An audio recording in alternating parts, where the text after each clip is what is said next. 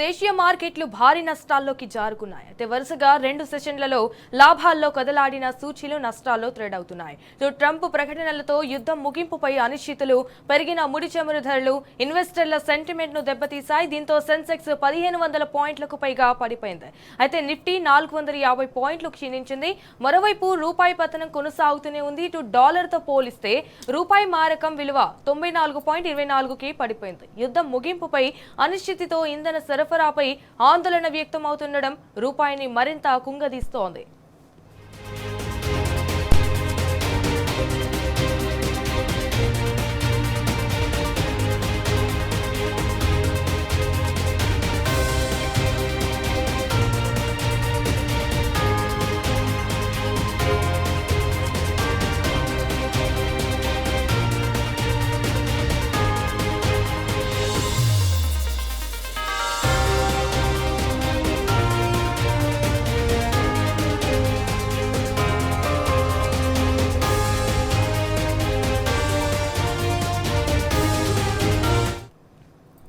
దేశీయ మార్కెట్లు భారీ నష్టాల్లోకి జారుకున్నాయి. వరుసగా 2 సెషన్లలో లాభాల్లో కదలాడిన సూచీలు నష్టాల్లో ట్రేడ్ అవుతున్నాయి. ట్రంప్ ప్రకటనలతో యుద్ధం ముగింపుపై అనిశ్చితులు, పెరిగిన ముడి చమురు ధరలు ఇన్వెస్టర్ల సెంటిమెంట్ ను దెబ్బతీశాయి. దీంతో సెన్సెక్స్ 1500 పాయింట్లకు పైగా పడిపోయింది. అయితే నిఫ్టీ 450 పాయింట్లు క్షీణించింది. మరోవైపు రూపాయి పతనం కొనసాగుతూనే ఉంది.